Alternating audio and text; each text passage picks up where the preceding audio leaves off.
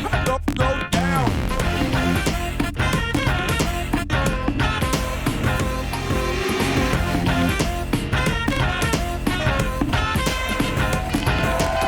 Salut les terriennes, salut les terriens. Ce soir, nous allons parler philosophie, éducation, shampoing antipelliculaire. Mon invité, c'est Luc Ferry. Ouais, je sais. Vous allez me dire, encore Luc Ferry, c'est ma faute. La dernière fois qu'il est venu, je lui ai dit, revenez quand vous voulez, il m'a pris au mot. Il est là. Bienvenue, Luc. Merci, c'est avec bonheur.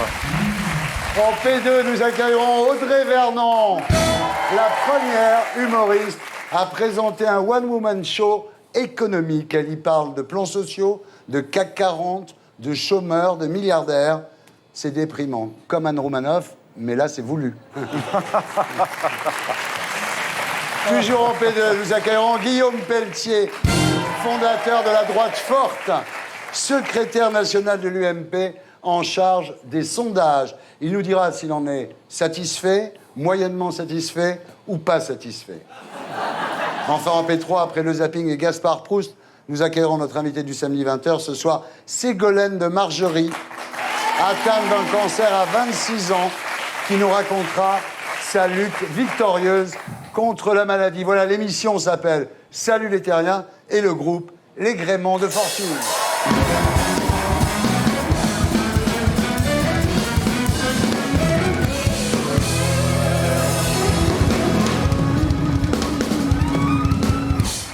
On commence avec les martiens de la semaine, tous ceux qui nous ont rendu verts cette semaine.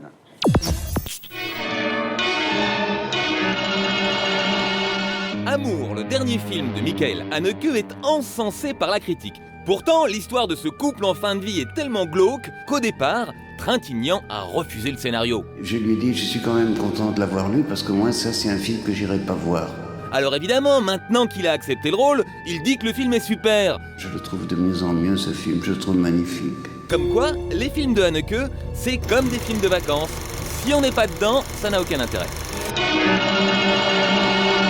Gagner le prix Nobel pour un écrivain, c'est un peu comme gagner le Tour de France pour un cycliste. Pas étonnant qu'il y ait de la triche. La télé suédoise révèle que le chinois Mo Yan a gagné le Nobel alors que son traducteur en suédois faisait partie du jury. Or, c'est interdit, car la victoire de Mo Yan va lui rapporter de l'argent. Mais contrairement à Lance Armstrong, Mo Yan ne sera pas déchu de son titre. Selon le Canard enchaîné, Manuel Valls a fait chasser les SDF de son quartier car sa femme ne supporte pas de croiser des clochards sur le trottoir. Le ministre de l'Intérieur s'est défendu en accusant ses voisins. Selon lui, c'est eux qui ont appelé les flics. Alors bien sûr, pour échapper aux SDF, il pourrait aller dormir au ministère. Le problème, c'est que sa femme ne supporte pas l'idée de dormir dans l'ancien lit de Claude Guérin.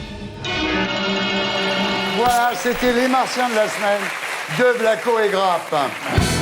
Luc Ferry, rebonsoir. Vous êtes ici ce soir pour nous parler de votre nouveau livre, mais aussi pour vous plaindre. En effet, il y a 2 semaines, vous vous êtes retrouvé martien de la semaine. Blacko s'était moqué de votre soutien à François Hollande en disant que Chirac, Sarkozy ou Hollande, vous étiez toujours du côté de l'Élysée. Je suis désolé. Si vous voulez corriger le tir, vous pouvez dire du mal de Hollande, là, allez-y. Là. Ou de Blacko. Blacko. Non, mais c'est vrai que j'en ai un peu ras-le-bol du tribunal médiatique auquel on est soumis en permanence, au nom de la morale, par des gens qui n'ont même pas un échantillon sur eux, la plupart du temps. Et c'est vrai qu'en l'occurrence, c'est pas juste. Quand la droite a supprimé la formation des maîtres, c'était en 2009, j'ai hurlé dans les médias, j'ai écrit des papiers, je suis allé voir Sarkozy pour lui dire que c'était la plus grosse connerie qu'on pouvait faire. Et je l'ai dit publiquement, je l'ai écrit. Et c'est pas parce que c'est un ministre de gauche qui remet cette formation des maîtres, ce que je demande depuis des années, que je vais dire que c'est pas bien. C'est juste... Alors, si la vertu, ça consiste à suivre les éléments de langage de son parti, c'est la pire ânerie qu'on puisse faire. Alors, il ne faut pas vous en faire quand même, Luc. Vous êtes le 3e intellectuel français en termes de notoriété derrière BHL et Elisabeth Badinter, le 3e en termes d'influence derrière Elisabeth Badinter et Jacques Attali. Enfin, il faut quand même signaler que pour 28% des Français, vous jouez arrière-droit à la JOCR. Ce qui est une vraie promotion en même temps. Et non, je suis ravi de ça. Non, en J'aimerais fait, bien. pour vous, le discours de Hollande sur l'éducation est le meilleur que vous ayez entendu depuis 10 ans. C'est vrai que le fait que Hollande aujourd'hui parte d'un diagnostic correct, à savoir qu'en effet, il y a 35% des gamins qui arrivent en 6e avec des difficultés de lecture plus ou moins grandes, mais c'est tragique, c'est un vrai problème. La gauche n'avait jamais osé le reconnaître parce qu'elle avait peur de choquer les profs ou d'insulter. Qui sont son électorat naturel. Oui. Et là, le programme de Peillon me paraît très bon, c'est remettre la formation des maîtres, mettre le paquet sur l'école primaire. Ouais. Il n'est pas mauvais Peillon. Hein. L'option cannabis au bac. Oui, c'est ça. Vous en pensez quoi? Alors, pour réussir la réforme de l'école, vous préconisez l'union sacrée, comme en Allemagne en 2007. Et vous dites, Valls, Peillon, il faut les soutenir. Moi, je vous garantis que la période 2013-2014 va être terrifiante et que ce serait évidemment une très bonne chose qu'on ait un gouvernement d'union nationale. C'est pas l'ouverture, c'est beaucoup plus difficile à faire. Mais ils vont être obligés. Sous l'égide de quel homme providentiel, Luc? Ça pourrait être Manuel Valls. 75% d'opinion favorable à Manuel Valls. Voilà. Ouais. Alors, comme Vincent Peillon, vous dites que les profs ont besoin plus que tout de considération et puis d'un gilet pare-balles aussi, quand même. Mais ça a un effet qui est aussi très très important et très négatif, c'est qu'on a une crise des vocations pour l'enseignement dans le second degré, c'est essentiellement sur le collège. C'est-à-dire que maintenant, quelqu'un qui a bac plus 4 ou bac plus 5, qui a passé la grègue, il préfère au fond faire n'importe quoi d'autre plutôt que d'aller se faire bombarder par des potaches mal élevés. En plus, c'est mal payé. C'est pas très bien payé. C'est vrai qu'en France, si vous regardez les professions utiles, c'est-à-dire prof, toubib, infirmière, ils ne gagnent pas de blé. C'est-à-dire les gens les plus utiles ne sont pas payés. Oui, mais en même temps, ce qui est très sympathique justement chez les profs, c'est qu'ils ne font pas ça pour gagner de l'argent. En fait, on vit dans une société, si vous voulez, qui valorise la médiatisation et l'argent. Et c'est évidemment, pour des gens qui ont passé leur vie par passion pour une discipline, et puis après pour l'enseignement, quelque chose qui est pratiquement insupportable. Vous dites du bien des ministres de Hollande. Est-ce que c'est pour contrebalancer la ligne de sac et de trousse qu'a lancée votre épouse Marie-Caroline, Nicolas Rollin? Non, mais elle a vraiment beaucoup d'humour parce qu'elle avait fait aussi une ligne de Madoff, elle avait fait Madoff. Oui, Madoff m'a tout pris, c'était génial. C'est très bien. Et moi, je me souviens d'avoir vu des dames sur les plages de Saint-Tropez avec des petits sacs Madoff m'a tout pris, mais chez elle, c'était vrai, vraiment, Madoff avait tout pris. Et ça a marché formidablement. À Saint-Tropez, moins à Gandrange. Hein. Mais dans le 7e arrondissement où elle habite, c'est là que ça a très bien marché, oui. Alors, à propos de Sarkozy, vous avez déclaré « J'ai le sentiment d'un immense gâchis. J'aurais finalement été le seul intellectuel à le défendre pendant 4 ans. » Vous oubliez Nadine Morano. Alors, Luc, quand vous ne dites pas du bien des ministres du gouvernement Hollande, vous publiez des livres. Le dernier en date s'appelle « L'invention de la vie de Bohème ». C'est publié aux éditions du Cercle d'Art. Vous y racontez l'invention de la vie de Bohème entre 1830 et la fin du 19e siècle. Alors, l'esprit bohème né avec le romantisme, en fait. Et le romantisme devient à la fois révolutionnaire, républicain et même parfois libertaire et anarchiste.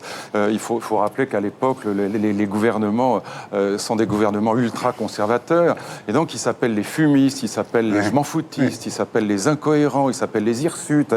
Rimbaud appartient à ces groupes-là, et donc ils veulent à la fois déconstruire ou casser, faire table rase du passé, mais aussi leur vrai but, c'est d'enjoliver la vie quotidienne. C'est ça que j'aime chez eux.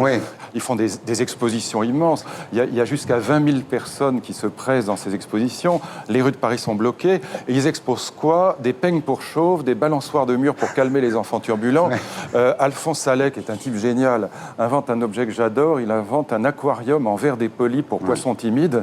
Et ça les fait énormément rigoler. C'est incroyable de modernité. Ils inventent les monochromes, ils inventent les ready-made, ils inventent les collages. Ils inventent tout ce que l'art moderne va reprendre avec Duchamp, avec Malevich. Alors, par exemple, Alphonse Allais, toujours lui, il invente un des premiers monochromes, qui est donc un grand tableau rouge, et ça s'appelle la cueillette des tomates au bord de la mer Rouge par des cardinaux apoplectiques. Alors ça les fait énormément rire, ils adorent ça. C'est à la fois, si vous voulez, la préhistoire de l'art moderne et la préhistoire de mai 68. La bohème, c'est le culte de la marginalité, mais aussi la liberté sexuelle, la haine des vieux, la découverte des paradis artificiels, la célébration de la fête. Enfin, il s'agit de choquer le bourgeois, et l'expression apparaît à l'époque. Alors la bohème a inventé le XXe siècle, jusqu'à la fusion avec les bourgeois, pour donner les bobos, les bourgeois bohèmes, progressivement, ce sont les grands bourgeois. Le premier, c'est Pompidou, qui, au fond, va être passionné d'art moderne. Et aujourd'hui, on a François Pinault, Bernard Arnault, Marc Ladreit de la Charrière, enfin, beaucoup de gens qui sont des grands capitaines d'industrie ou des grands financiers, qui vont se passionner pour l'art moderne, qui vont se passionner pour les bohèmes, ou les bohèmes d'aujourd'hui, parce qu'au fond, dans le monde de l'industrie, dans le capitalisme moderne, l'innovation, c'est-à-dire la rupture avec la tradition, est devenue une nécessité. Et au fond, ces grands capitaines d'industrie vont reconnaître dans l'art moderne quelque chose qui leur ressemble, c'est-à-dire la logique de la révolution permanente et de l'innovation permanente. Et donc la figure du bobo, c'est-à-dire la réconciliation du bourgeois et du bohème qui se détestaient au XIXe siècle, est quelque chose qui est très très significatif de la période actuelle. Les artistes sont de gauche et ceux qui les achètent sont de droite. C'est ça qui est assez fascinant. Alors, il y a ça, évidemment, et puis il y a la collection Sagesse d'hier et d'aujourd'hui, avec le Figaro et le Point. Alors, philosopher, c'est apprendre à vivre.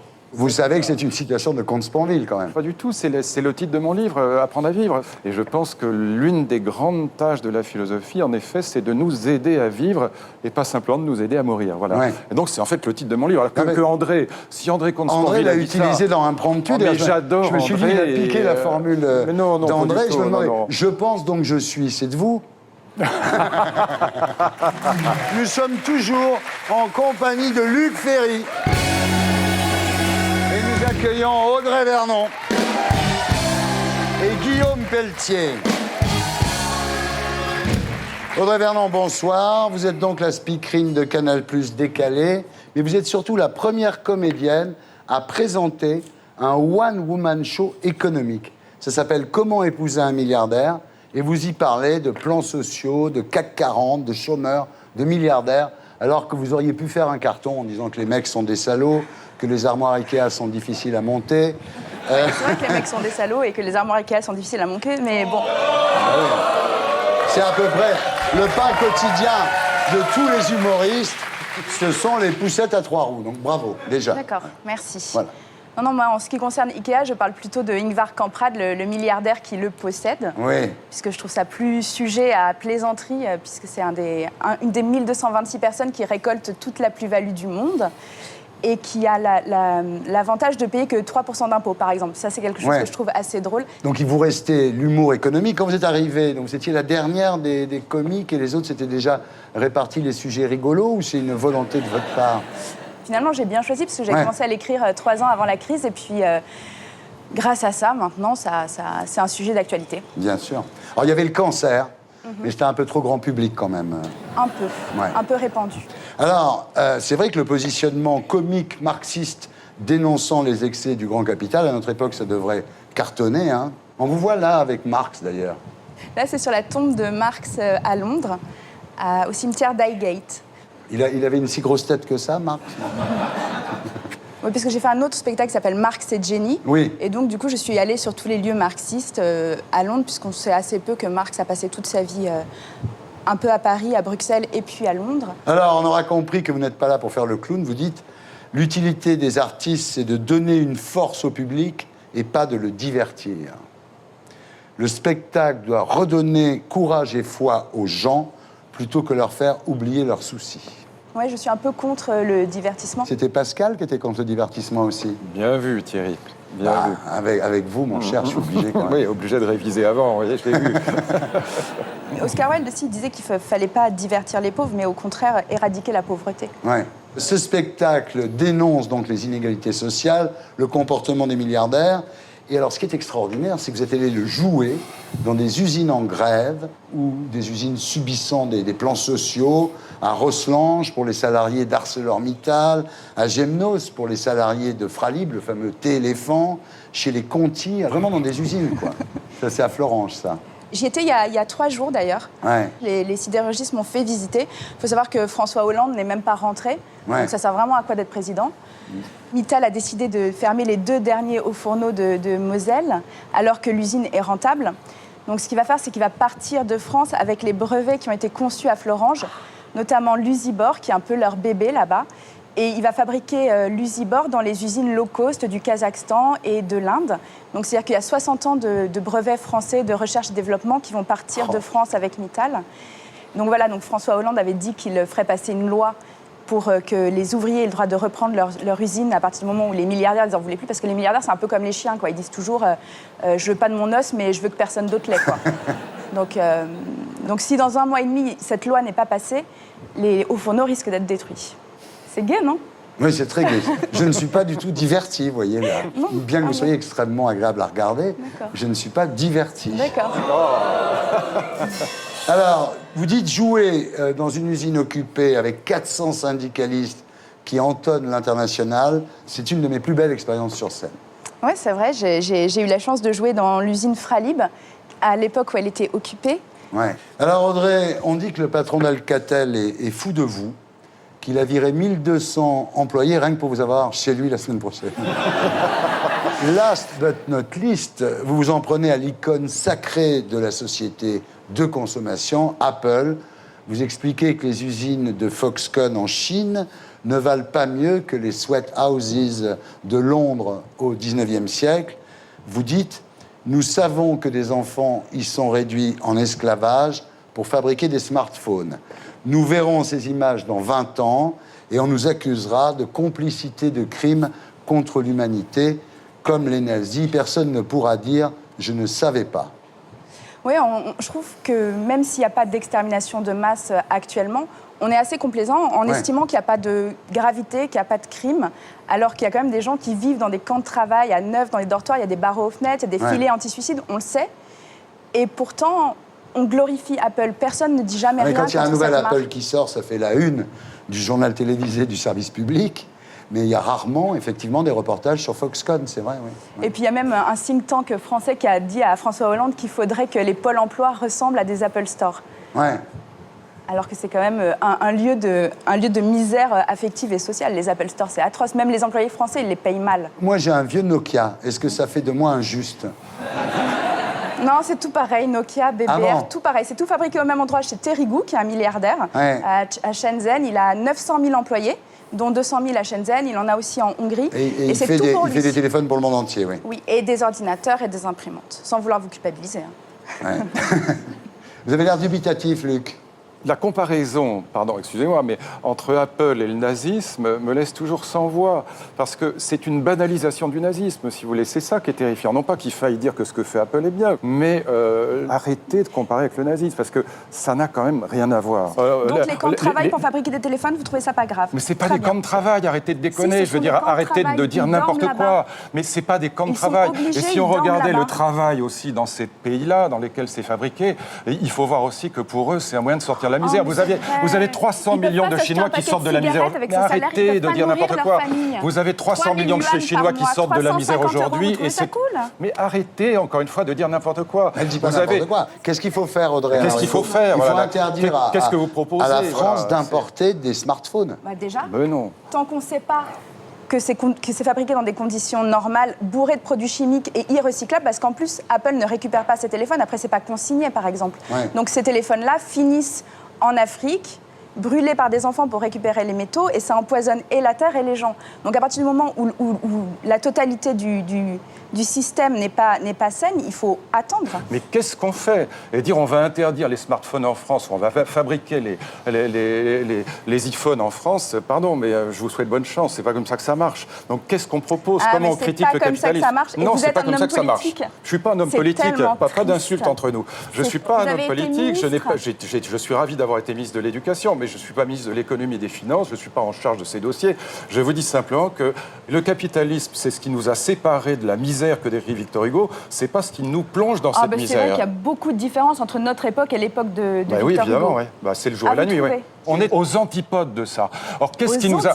Mais en France, évidemment, qui vend. Mais attendez, est-ce que quelqu'un ici vend ses dents ou ses cheveux pour faire vivre sa fille? Je vous dis une fois... Les gens qui vivent en même temps que nous sur la Terre, vous vous en fichez? Il y a une personne sur deux qui vit avec moins de $2 par jour. Une personne sur deux dans le monde qui vit avec moins de $2 par jour. Vous ne vous sentez pas proche? Mais juste vous auriez pu être dans cette autre moitié de l'humanité. Je vous dis que la chose suivante, quel est le responsable de ça? Est-ce que c'est le capitalisme moderne? Je prétends que le capitalisme moderne, c'est ce qui nous a sortis de la misère. C'est pas ce qui nous plonge dans la misère. Et qu'est-ce qu'il faut faire aujourd'hui? Ce qu'il faut faire, c'est corriger le tir. Si vous n'avez pas de richesse, vous ne pouvez pas non plus les partager. Pour les Chinois, pour les Indiens, ce capitalisme tribunalisme atroce que vous décrivez, c'est aussi ce qui sort des centaines de millions de gens de la misère aujourd'hui. Ok, j'arriverai pas à vous départager. De toute façon, vous boirez un coup ensemble après l'émission, tous les deux. Avec joie. J'ai gagné quand même. Guillaume Pelletier, rebonsoir. Alors, vous avez successivement appartenu au Front National de Jean-Marie Le Pen, au Mouvement National Républicain de Bruno Maigret, au Mouvement pour la France de Philippe de Villiers et à l'UMP de Jean-François Copé. Vous faites une collection des pins de partis politiques? Ah, le pauvre Guillaume. Bah, oui, j'ai un parcours à l'image de ma génération. Ouais. Dans les années 90, j'ai milité un an, c'était au siècle dernier, au Front Ouais. National. Mitterrand était à Vichy, Jospin était trotskiste et Chirac vendait l'humanité. Donc, Absolument. ce qui est important, c'est le parcours. Voilà. C'est pas d'où l'on vient, mais où l'on va. Ah d'accord, très bien. Alors, vous êtes à l'UMP, vous allez finir où? À l'extrême gauche, non?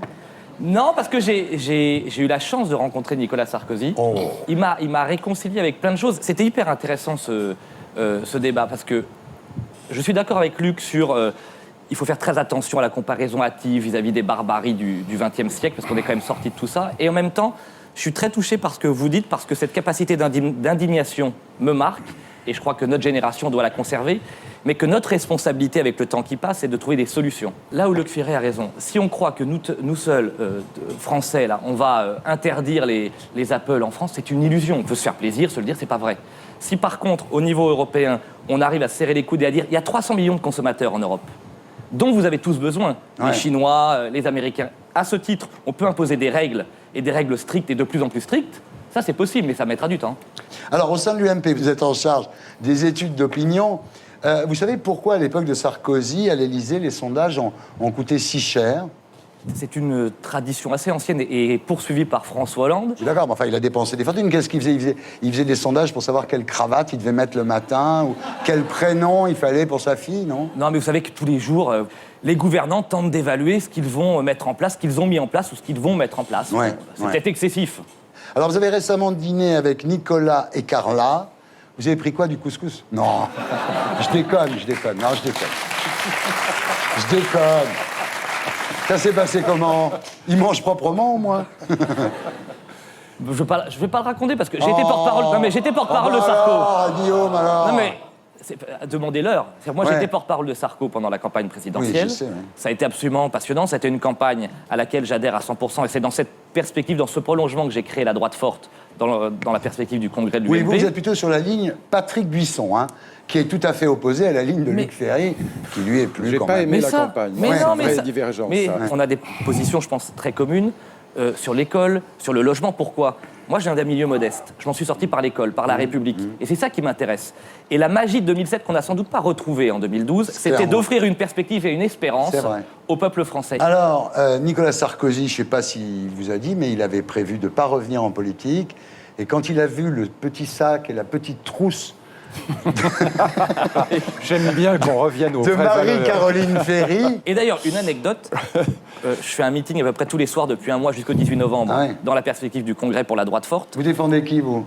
J'ai pas pris position pour Fillon Ah ou ouais. Copé. Nous, c'est la droite forte, c'est le courant Sarkozy, c'est dire aux celui- militants. C'est celui qui marche le mieux pour le moment. Hein. Et voilà, on est très nettement en tête. Pourquoi? Parce qu'en fin de compte, notre slogan, c'est Nicolas revient. Nicolas Et Nicolas revient dans tous les meetings, bah ça marche très bien parce que le peuple de droite est sarkozyste avant tout, aujourd'hui. Alors, vous avez réclamé l'embauche de journalistes de droite à la télévision. Pourquoi vous pensez que Ferrari, Chazal, Pernod, Pujadas, c'est eux qui ont fait perdre Sarkozy? Putain, mais sale gauchiste. Ah ouais. J'assume totalement le fait de dire, comme une majorité de Français, dans le ressenti et dans la réalité des chiffres, puisque 74% des journalistes, selon Harris Twitter, Ouais. ont voté François Hollande, 99% des étudiants en journalisme à Paris et à Lille, dans l'urne, Ouais. ont voté François Hollande, qui a une surreprésentation de la gauche dans les médias, c'est incontestable. Ouais. On demande juste, au nom du pluralisme démocratique, pas plus que les autres, mais autant que les autres, qu'il y ait une juste représentation. J'aimerais, par exemple, qu'à la fin du 20h de France 2 ou le matin sur France Inter, il y ait un débat régulier entre un journaliste de droite et un journaliste de gauche pour Ouais. que chacun se sente représenté. Moi, quand je suis invité le matin par Pascal Clark sur France Inter, j'ai pas tellement l'impression d'être reçu par une journaliste. Sur le fond, vous avez sans doute raison, mais imaginez que vous trouviez le journaliste de droite pas assez à droite. Vous lui demandez de démissionner. C'est plus tellement un problème de droite-gauche. C'est Ouais. au-delà de ça. On est dans un pays où j'ai l'impression que sur des sujets essentiels, on ne peut plus rien dire sans être catalogué. On ne peut plus dire j'aime la France sans être soupçonné de raciste. On ne peut plus dire je suis attaché au modèle familial sans être soupçonné d'homophobe. Je suis attaché à la laïcité, à la lutte contre l'islamisme radical sans être traité d'islamophobe, etc., etc. Ouais. Eh bien, moi, je revendique la liberté de penser et la liberté des débats. Voilà. Alors, il y a une chose quand même qui devrait vous rassurer, c'est que les journalistes sont peut-être de gauche, mais les patrons de chaîne, ils sont tous de droite. Ouais, mais on les voit pas beaucoup, on les C'est entend eux pas qui beaucoup. dirigent quand même. Hein, oui, oui. Alors, vous avez également demandé une charte républicaine pour les musulmans de France. Pour les bouddhistes, on fait quoi? C'est un sujet central et très compliqué. Les bouddhistes? Non, la question de la place de l'islam dans la République. Ouais. Et je trouve qu'on a collectivement échoué. Ouais. Alors, vous voulez faire inscrire dans la Constitution que la France est un pays de tradition chrétienne. Est-ce qu'on dit aussi que c'est une tradition de guerre perdue, de dénoncer ses voisins aux Allemands? Non. La phrase exacte à laquelle je suis moi très attaché, c'est un peu mon histoire, et puis je pense que c'est l'histoire de la France, c'est que la France est une république laïque de tradition chrétienne. Ouais. De tradition chrétienne parce qu'il suffit de se promener en France ou d'aimer l'histoire de France, les 45 000 clochers, les noms de nos villages, tout le patrimoine historique et culturel dont nous héritons, que nous voulons transmettre. Ça ne veut pas dire que d'autres religions n'ont pas leur place en France, bien au contraire. Faut-il inscrire dans la Constitution le droit inaliénable des enfants français à pouvoir manger des pains au chocolat pendant le ramadan, par exemple?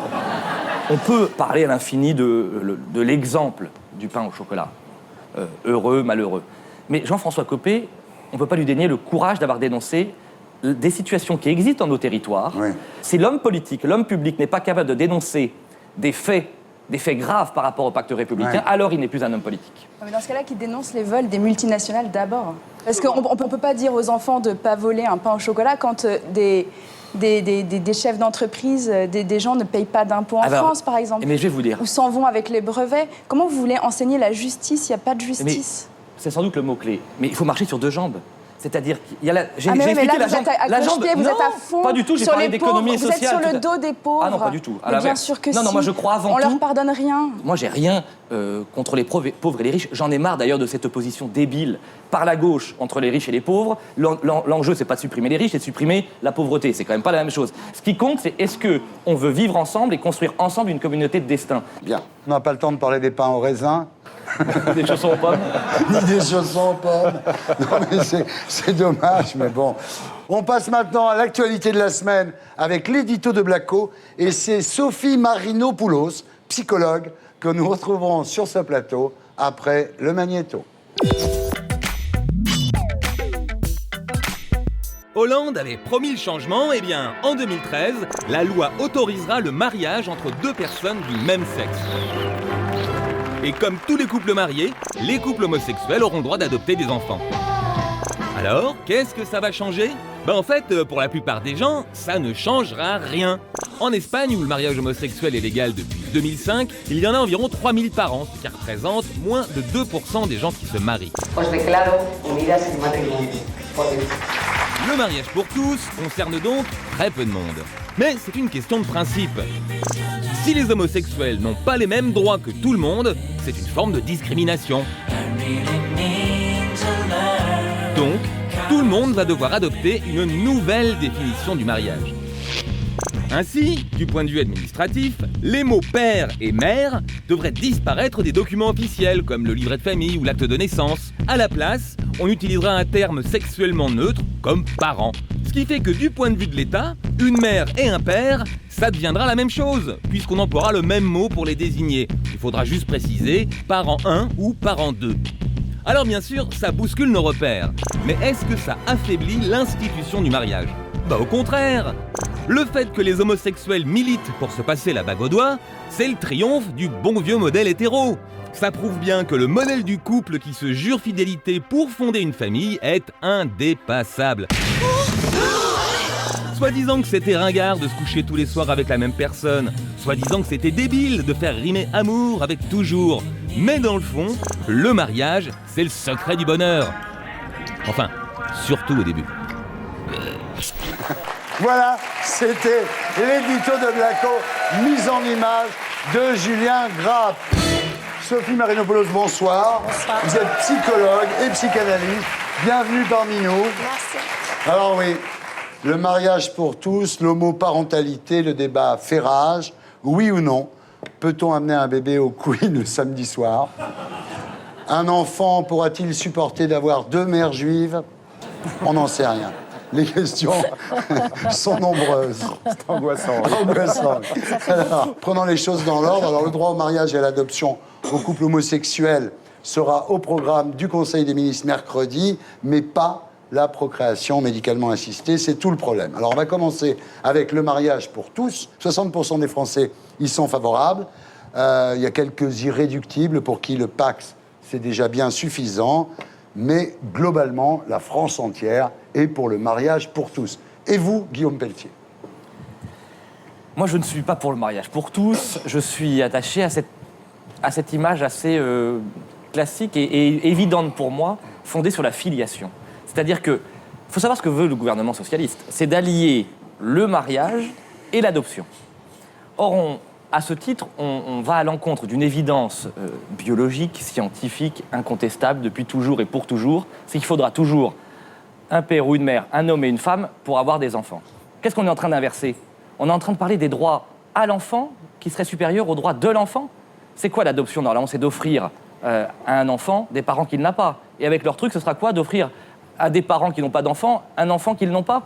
Moi, je trouve ça absolument hallucinant. Il n'y aura plus de père, il n'y aura plus de mère, il y aura un parent 1, un parent 2. Oui. Alors le parent 2 râlera parce qu'il voudra devenir parent 1 et le parent 1 voudra... C'est sûr qu'être parent 2, on est vraiment dans le grand délire. Être parent 2, c'est moins bien qu'être parent 1. Voilà, voilà. Et donc, à l'avantage, un homme, une femme, on est dans l'égalité. Ah ben là, voilà, on sait qui est numéro 1, là. Et c'est dans le meilleur des mondes possibles. Bon alors, Audrey. Je suis pour le mariage pour tous. Je trouve que c'est un débat qui n'a pas mais grand alors, si on va intérêt. par là, alors attendez, si tous les modes de vie sont égaux, au nom de quoi interdire à 3 personnes qui vivent ensemble et qui s'aiment de se marier? C'est pas la même chose. Ben non, mais... Les homosexuels, ils peuvent dire à juste titre, c'est pas mon problème, mais ils peuvent dire à juste titre, vous avez déculpabilisé le sexe. Parce qu'il faut rappeler qu'en 1990 encore, l'Organisation mondiale de la santé définissait l'homosexualité comme une maladie. Oui. Bon. Donc on a autorisé aux homosexuels la sexualité, c'est dépénalisé, décriminalisé, et au fond ils disent, vous nous interdisez l'amour, parce qu'on a envie de se marier. À ce moment-là, pourquoi voilà, quand on voit les homosexuels... aurait des préjugés sur la polygamie? Pratiquement personne ne le demande, tandis qu'il y a des homosexuels... Non, pratiquement personne. Mais non, ça c'est l'argument de Barbarin, ça tient pas la route. C'est pas ça l'idée. L'idée, c'est qu'il y a des gens qui disent, voilà, vous nous avez autorisé le sexe, vous nous refusez l'amour. Et je dis, après tout, s'ils veulent se marier, quelle raison aurais-je d'interdire aux autres de faire quelque chose qu'ils veulent faire? Je n'en ai aucune. Voilà. D'accord. Ça, c'est le mariage. Sur l'adoption... Je dis simplement qu'il faut rappeler, parce que les gens ne le savent pas, que les célibataires en France ont le droit d'adopter. Donc voilà. Oui. Qu'ils soient homosexuels ou pas, ils ont le droit d'adopter. Et donc il y a au minimum 25 000 enfants qui vivent aujourd'hui dans des couples homosexuels, masculins ou féminins. Donc c'est fait déjà. Ouais. Et donc je dis simplement la chose suivante, c'est que dans l'intérêt de l'enfant, je me place du point de vue de l'enfant. Il a intérêt, cet enfant, à ce que les 2 parents soient à égalité, parce qu'en cas de décès du parent officiel, du parent 1, ou en cas de séparation, le parent 2 n'a aucun droit. Et donc je dis, en tout cas, de ce point de vue-là, il faut régler le problème. Ça n'est pas normal, ça n'est pas acceptable. C'est un élément du dossier qu'on ne prend jamais en compte et qui est très important. D'accord. Et maintenant, c'est à vous, ma chère amie. On change l'institution du mariage, faisons l'institution de l'amour. Les homosexuels se marient, les hétérosexuels se marient, enfin tout le monde se marie, voilà. Ça, c'est une chose. Maintenant, les enfants. De quoi a besoin un enfant pour se développer, pour grandir, pour exister, pour s'inscrire et s'originer dans une histoire de vie? Il a besoin que son histoire soit crédible. C'est-à-dire que sa naissance soit crédible. Il a besoin de naître dans l'hétérosexualité. Il a besoin de naître du masculin et du féminin, d'un père et d'une mère. Et donc, c'est cette question-là, je pense, que les psychanalystes, et là-dessus, on ne se bagarre pas, contrairement à ce qu'on veut nous faire croire. On souhaiterait que l'acte de naissance de l'enfant soit protégé. J'aimerais qu'on promette aux enfants qu'on va respecter leur naissance et que, toujours, ils naîtront avec un père et une mère et que ça sera jamais supprimé. Le problème, c'est qu'on a un courant, un lobbying, on a des idéologues qui veulent absolument transformer l'ensemble de la naissance des enfants au nom d'une demande qui leur est propre. C'est extrêmement contrariant. Évidemment, dire que 2 papas fabriquent un enfant, c'est un mensonge. On ne fonde pas une relation claire sur un mensonge. Là-dessus, je suis entièrement d'accord avec ça. Mais ce que je dis, c'est que pour moi, l'éducation, c'est 3 choses. C'est l'amour, c'est la loi et c'est les grandes œuvres, les savoirs. Est-ce que vous croyez sérieusement que des homosexuels ne sont pas capables de transmettre ça. Mais c'est pas la question. Mais c'est la seule qui vaille. Ça y est, La filiation, je l'enfant m'en est fous de la évacué. filiation. Ça y est, Voilà. vous avez évacué l'enfant. Allez, hop. Mais au contraire, je parle dans vous son dis, intérêt à lui. Ce qui est très surprenant quand même, c'est qu'on entend ici qu'on peut avoir un discours, mais que la symbolique, l'inscription symbolique, ça n'a pas d'importance. C'est-à-dire, on peut mettre « t'es né de papa A et papa B » ou « parent A et parent B », et puis on va dire autre chose à l'enfant. On prend vraiment les enfants pour des imbéciles. Mais pas du tout. Attendez, De Luc, l'enfance. Sophie, attendez, je voudrais avancer. Donc, vous dites finalement, la filiation homoparentale, n'est-ce pas réaliser le fantasme de faire un enfant sans se colter avec l'autre sexe? C'est une des grandes préoccupations que l'on a aujourd'hui, c'est de voir à quel point, en effet, on est dans l'évitement de la rencontre. C'est une problématique globale. Hein. Alors c'est marrant parce qu'on parle de l'amour énormément, on n'a jamais autant parlé de l'amour, et en même temps, on est dans la fuite systématique des rencontres affectives. Hein. Internet fonctionne très bien, il y a un pourcentage très important de couples qui font des demandes de procréation médicalement assistée parce qu'ils n'ont pas de relation sexuelle. Pas parce qu'il y a une infertilité de monsieur ou de madame, mais parce qu'ils n'ont pas de relation sexuelle. C'est ça, c'est le refus de se colter à l'autre, quoi. C'est le refus de la rencontre de l'autre. Ouais. Oui. Alors maintenant, c'est aux philosophes, aux grands philosophes que je m'adresse. Est-ce que tout ça, c'est un progrès ou une marque de décadence de la civilisation? Moi, je pense que c'est un immense progrès. Audrey? Je vais rester dans le domaine que je connais, c'est-à-dire l'économie, puisqu'on parle d'ovocytes, c'est 6 000 $ pour vendre ces ovocytes. Et donc, ce sont des étudiantes américaines qui font ça pour payer leurs études. Ouais. Est-ce que vendre une partie de soi pour payer ses études, c'est quelque chose, c'est un progrès pour la civilisation? Je ne sais pas si naître d'une telle détresse économique est une bonne chose. Guillaume Pelletier. C'est le progrès de la décadence du progrès. Si c'est le progrès de la décadence, vous avez répondu. Je suis très attaché à la laïcité et en même temps respectueux du fait religieux. Et quand dans une société, sur un tel sujet, vous avez une unanimité des 3 grandes religions, juive, musulmane, chrétienne, qui rejettent le mariage homosexuel. On se fout des religions. On peut aussi ne pas faire partie de ces 3 grandes religions. On est d'accord, mais elles ont une influence dans la société. Oui. Est-ce que, si cette loi passait, on n'arriverait pas à un rejet par ces 3 religions du mariage civil pour mettre à l'honneur et dissocier du mariage civil le mariage religieux? Et on aurait donc des tentations communautaristes très dangereuses, comme on le sent dans certaines quartiers. Voilà. Progrès ou décadence? Décadence du progrès ou progrès de la décadence? Oh, faucheton. Je vous ai connu plus clair, Pelletier. Eh ben, progrès si on s'est posé nos limites. Ouais. Je ne pense pas qu'on puisse parler de décadence. Ça D'accord. serait vouloir rejeter notre modernité, ça serait une erreur. Il me semble que...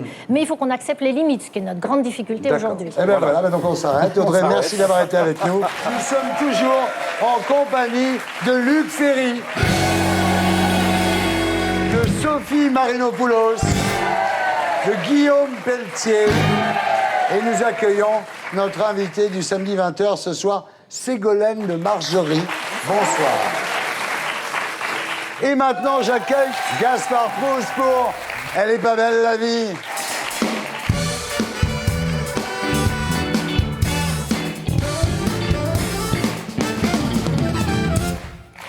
Alors, parmi nous, ce soir, un philosophe, ce qui m'a inspiré un constat assez profond. Enfin, quand on voit la situation en Grèce, on se dit que c'est normal que ce soit le pays qui a inventé la philo. Bah oui, quand on n'a pas les moyens de s'en sortir, autant avoir les outils pour relativiser son échec. Qu'est-ce que la philo? Le christianisme des athées. Gaspard Proust, humoriste haut de gamme. On passe à la suivante. La fameuse photo d'Arnaud Montebourg a fait la semaine. Alors moi, j'ai pas très bien compris quoi. C'est quoi ça?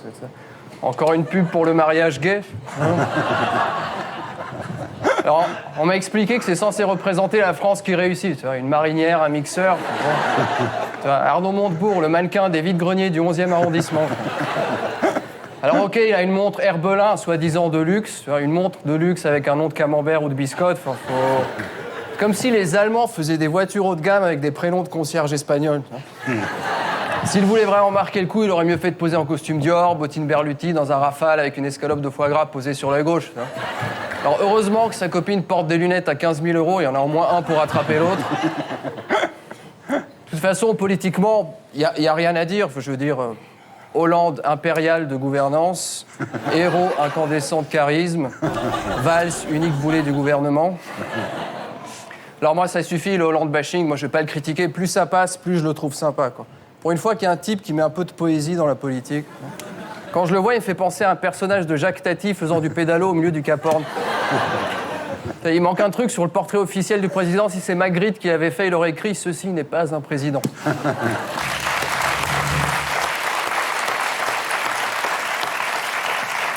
Et puis Jean-Marc Ayrault, pareil, quoi. Enfin, il a pris son autonomie, quoi. Enfin, plus besoin de ses ministres pour cafouiller. C'est un génie, Ayrault. Le Buster Keaton du texte législatif foutu d'avance. Et le type, il vient à la radio pour dire « Oh, on a fait un texte, mais ça ne passera pas, quoi. » C'est vraiment un humour, quoi. Le type, il a de la peine à recadrer ses ministres. Il annonce une opération pour pacifier la Corse. Ouais. Ben voyons. Le chef des logis, Jean-Marc, il lance l'opération Tempête du Maquis. Alors, résultat, 2 jours plus tard, nouveau mort sur l'île. À mon avis, le Corse, il est mort de rire en apprenant que c'est Ayrault qui allait le cadrer, quoi.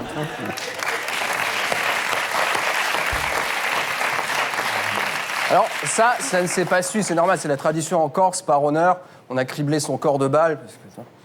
En Corse, une mort naturelle, c'est jusqu'à 3 balles. Entre 4 et 8, c'est un différend économique. Au-delà du 8, c'est une bavure de chasse. C'est bon, quand même. Puis, au moins, il y a un truc dans ce gouvernement, il y a du désir. Il y a du désir. Najat Vallaud-Belkacem. Ah ouais, non. Comment résister à son air d'écolière ingénue qui semble dissimuler derrière son pupitre des soquettes blanches à pompons et sous sa jupe une culotte bio, c'est-à-dire rien. Pour moi, elle représente la synthèse idéale de 2 choses a priori impossibles. La volupté pédophile sans le risque de l'âge. Qu'est-ce qu'il y a ? Sur la prochaine fois que je la croise, moi, j'attaque direct. Ah ouais. Alors, ça se passe bien en CM2 ? Viens chez moi, on va faire un atelier pâte à modeler. Pardon. Non, c'est un gouvernement qui semble obsédé par le cul, mais sans rien y connaître, franchement. Ils ont cette idée de rembourser la pilule dès 15 ans. Il y avait une mesure beaucoup plus simple et moins coûteuse. Encourager la sodomie. Non, mais... Oui. Ne les encouragez pas. Non, mais la sodomie, c'est quand même un beau geste de mixité sociale. La volupté du riche, la contraception du pauvre. Et plus la gauche est faible, évidemment, plus ça aiguise les appétits. Alors Borloo a décidé de créer l'UDI. Rien que le sigle, moi, j'ai pas envie d'y aller. Enfin, je veux dire, à côté OAS ou STO, c'est plus sexy. Mais quand tu vois les parrains, Giscard, Simone Veil, on est en 2012. On est en 2012, ils convoquent les 30 Glorieuses. Enfin, c'est qui va faire la bande-son du clip de campagne ? Vladimir Cosma ? Un peu de compassion chrétienne. Même vous, Pelletier, franchement, vous, de toute façon aussi, vous avez fait des conneries. Enfin, faut arrêter le rapport Mera qui constate que la DCRI a sous-estimé le risque. C'est vrai. Enfin, quand on lit le rapport, il n'y avait pas de quoi s'inquiéter. Hein, a priori, recel d'armes, goût pour l'escrime, frères salafistes, visionnage de cassettes d'exécution, intérêt prononcé pour les tribus pakistanaises, voyage de 6 mois en Afghanistan. C'est vrai. Tu lis le rapport, tu dis ce mec, c'est pas un terroriste, c'est un ethnologue.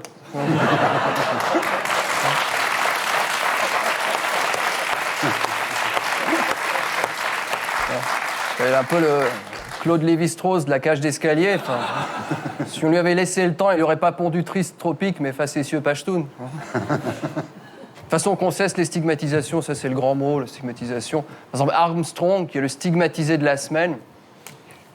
Alors, c'est peut-être pas un exemple pour les jeunes qui font du vélo, mais quel exemple pour les toxicomanes qui n'en font pas. Bravo.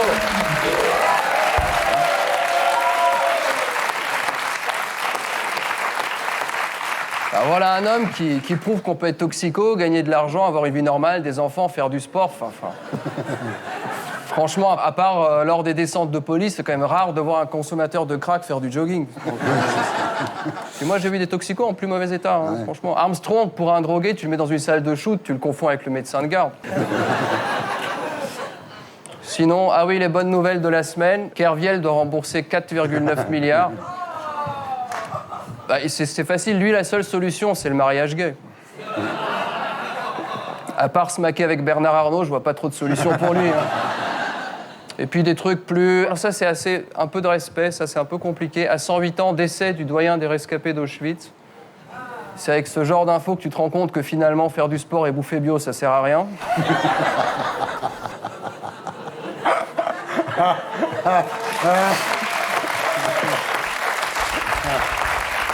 Gaspard. Ah oui, j'ai oublié. Économiquement, la folie fiscale continue, oui. Maintenant, on va taxer les boissons énergisantes.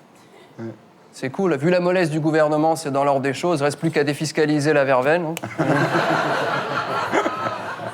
Alors, pas belle la vie? Voilà, c'était Gaspard Proust, que vous retrouverez ici la semaine prochaine. Et d'ici là, sur canalplus.fr. Vous pouvez suivre l'actu de l'émission et réagir sur Twitter via les comptes Les Terriens et le hashtag SLT. On passe maintenant à notre invité du samedi 20h.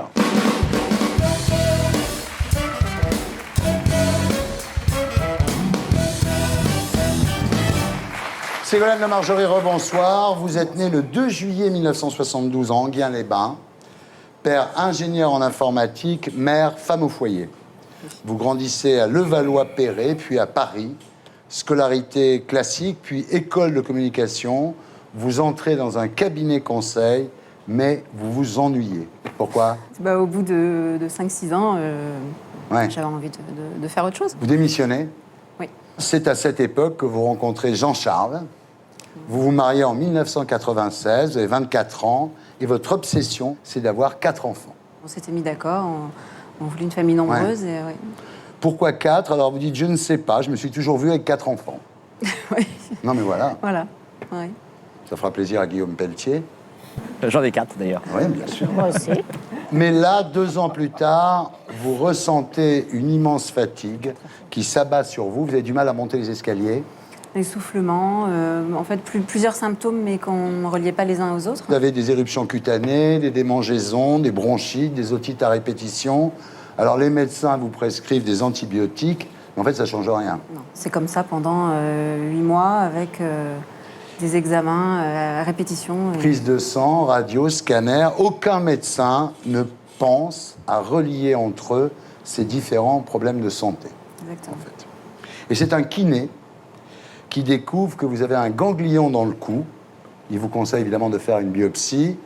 Et le diagnostic tombe le 30 novembre 1998, cancer des ganglions, ce qu'on appelle la maladie d'Hodgkin. Alors c'est très rare, hein, il y en a 2000 cas donc, par an en France, 0,5% des cancers déclarés, donc c'est très très peu. C'est vrai que je ne connaissais pas du tout. Sur le moment, les mots cancer et chimio qui cognent. Enfin, je ne pensais pas du tout que ça pouvait être sérieux. On m'avait parlé de mononucléose, de tuberculose, de maladie tropicale, de n'importe quoi d'ailleurs. Et je pensais Personne pas que n'avait pensé à ça. Et dès le début, vous vous dites, je guérirai. Le chirurgien qui m'a annoncé ça a trouvé les mots justes. Déjà, tout de suite, il m'a dit que c'était une maladie dont on guérissait. Donc, c'était plus facile aussi de rester positive. Finalement, il vous parle d'une autre patiente. Voilà. Et il vous dit, par rapport à l'autre, vous, c'est moins grave. Ce qui fait toujours plaisir quand on est malade, évidemment. Bon.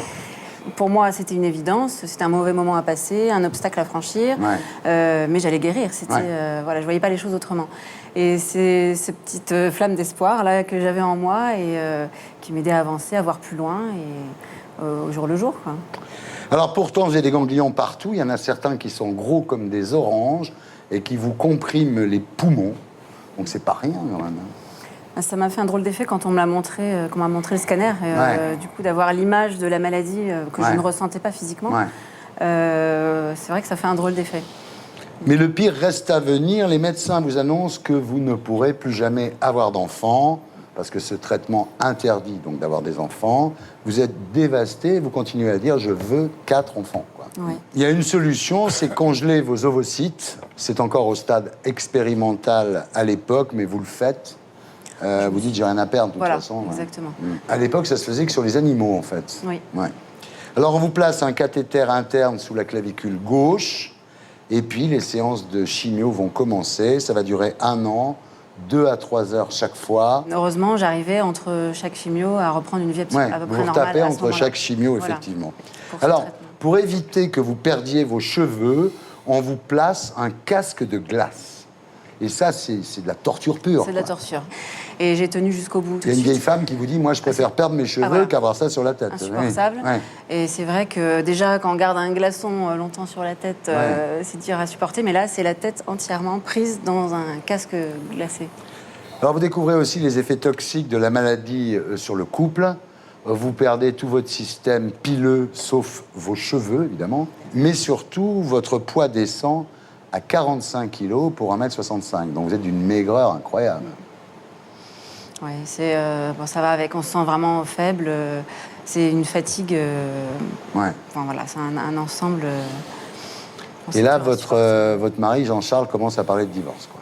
Bon, il l'a évoqué, c'était pas du quotidien, parce que bon, ça détruit d'autres choses. La chimio, on n'en parle pas beaucoup, mais c'est vrai que physiquement, déjà, ça détruit le désir, ça détruit le côté technique, et c'est vrai que ça joue dans une relation. En janvier 2000, la chimio est terminée, mais il reste quelques cellules cancéreuses, ce qui vous oblige à faire une radiothérapie qui vous brûle l'œsophage au 2e degré. Mais ça marche. Alors, au départ, je l'ai vécu un peu comme une récréation parce que c'était pas douloureux comme la chimio. Donc j'allais tranquille. Mais c'est vrai que c'est au fur et à mesure, en effet, les effets ont été beaucoup plus douloureux et j'étais obligée d'avoir des patchs de morphine et c'était plus difficile à supporter. Alors là, vous allez pouvoir lancer la fabrication du 2e enfant. Vous dites « Mon corps tout entier est en manque de maternité. Hélas, la joie sera de courte durée. » Un scanner arrive et on vous dit « C'est la rechute. » Et là, c'est un coup de massue sur la tête, quoi. Pour moi, c'était terminé. Et alors là, le coup de massue. Le coup de massue parce qu'on sort déjà de quelque chose de difficile. On n'a pas du tout envie d'y retourner. Surtout que les médecins ont été clairs dès le départ en me disant « Ça n'a absolument rien à voir. Les traitements sont différents. On va cogner fort cette fois. » Alors je dis « Déjà, c'était pas mal. » Voilà, donc, là, c'est le traitement de la dernière chance. Vous êtes obligé d'être interné en hôpital, perfusion 24 heures sur 24, en chambre stérile. Et là, vous frôlez la mort. Un jour, vous sortez de votre corps, carrément. Vous vous retrouvez scotché au plafond et vous voyez en dessous, sur votre lit. J'étais complètement paralysée, en fait, très, très affaiblie. Et c'est surtout que j'étais enfermée dans la douleur, vraiment très douloureuse. Et je me suis vue sur mon lit et... C'était comme si je planais et que je ne ressentais plus rien. Et j'ai senti la sensation de pouvoir se laisser aller. Je me suis dit, en fait, ce serait facile de baisser les bras et d'être attirée par ce manque de douleur et quelque chose de presque naturel. Mais et non, là c'est comme si j'avais entendu une petite voix...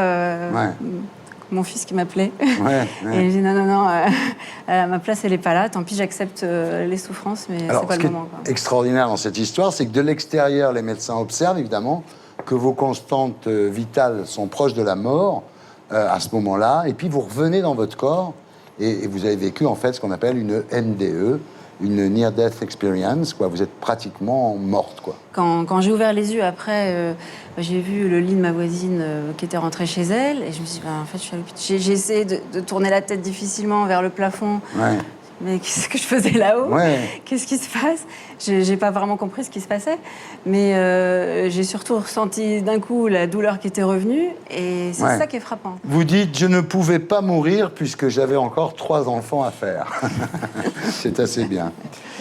Lors d'un week-end où, exceptionnellement, vous êtes autorisé à rentrer chez vous, vous décidez de vous faire raser la tête, parce que là, ce coup-ci, évidemment, vous commencez à perdre vos cheveux. Et je crois que c'est vraiment à ce moment-là que je me suis sentie malade. Parce que même par rapport à la première année de traitement, on essaye toujours de vivre comme si. Et là, le fait de ne plus pouvoir cacher la maladie physiquement, ça, c'est vrai que c'est terrible. Et lorsque votre fils Tanguy vous voit, vous fondez en larmes, et lui vous dit « T'es belle, maman, tu sais, tes cheveux, ils sont juste partis en vacances. » Alors ça, c'est un moment d'émotion fort parce que j'essaie de me retenir, je voyais les cheveux qui jonchaient le sol et là, nos regards sont croisés. Et là, j'ai pas pu résister. J'ai vraiment fondu en larmes. Ça devenait concret et je me sentais la plus laide au monde. Et alors là, mon petit bout de chou qui me saute au cou et qui me dit « T'es belle, maman, je t'aime. » Et t'inquiète pas, ils sont juste partis en vacances, ils vont revenir. Formidable. Et quand on voit ces réactions, ça aide aussi à garder un pied sur terre. Alors là, vous devez subir une autogreffe de moelle épinière, donc retour en chambre stérile sans Tanguy. Un jour, il vous appelle et vous lui dites « Parle, mon bébé, je sais que c'est dur. » Et lui, il dit « Non, c'est toi qui parles, maman, parle sans t'arrêter. » Ouais, c'était un moment où on est resté plus d'une heure au téléphone. Ouais, ouais.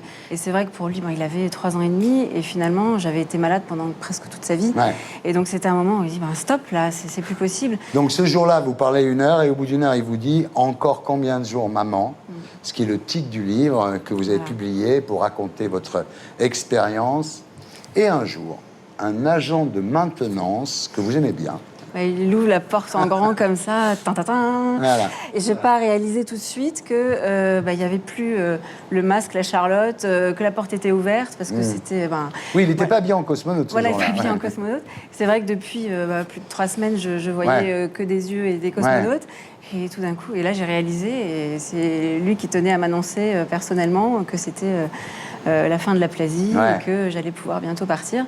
Et donc c'était technicien de surface, comme on dit, donc celui qui fait le ménage, avec qui j'avais eu un très bon contact et voilà, il amenait du sourire dans les chambres et beaucoup d'échanges humains. Et voilà. Il avait dit au médecin, non, c'est moi qui lui annonce. et après, ils étaient tous dans l'encadrement de la porte en disant, ça y est, bravo. 1 an plus tard, vous faites un test de grossesse. Mais là, vous ne voulez pas faire un test à 2 balles dans une pharmacie. Vous allez dans un labo et on vous dit que vous êtes enceinte. Voilà. C'est très symbolique parce que je l'ai appris le 31 décembre, donc c'était vraiment la fin de l'année. C'était bien de tourner la page. On a pu boire le champagne pour une bonne raison. Alors, vous aurez vos 4 enfants, finalement. Vous avez réussi, bravo. Oui, alors c'était pas gagné d'avance. Vous êtes le premier cas de maternité recensé après un tel traitement. J'aimerais que ça arrive à d'autres. Maintenant que j'ai prouvé que c'était possible, on laisse une petite porte d'espoir. Le pire n'est jamais sûr. Voilà. Merci pour votre témoignage. Voilà, c'était Salut les Terriens, votre talk du samedi avec Luc Ferry pour l'invention de la vie de Bohème aux éditions Cercle d'Art. Audrey Vernon en tournée dans toute la France avec ses 2 spectacles, Comment épouser un milliardaire et Marx et Jenny. Guillaume Pelletier, secrétaire national de l'UMP, chargé des études d'opinion et des sondages. Sophie Marinopoulos, psychologue et psychanalyste. Et Ségolène de Margerie pour Encore combien de jours maman chez Jacob Duvernay. Merci. Merci à tous ceux qui m'ont aidé à faire cette émission. Rendez-vous ici la semaine prochaine. Et d'ici là, sur canalplus.fr, avec en bonus le top des vannes, l'édito de Blacko, l'édito des Gréments, les Martiens de la semaine et Gaspard Proust. Salut les gars.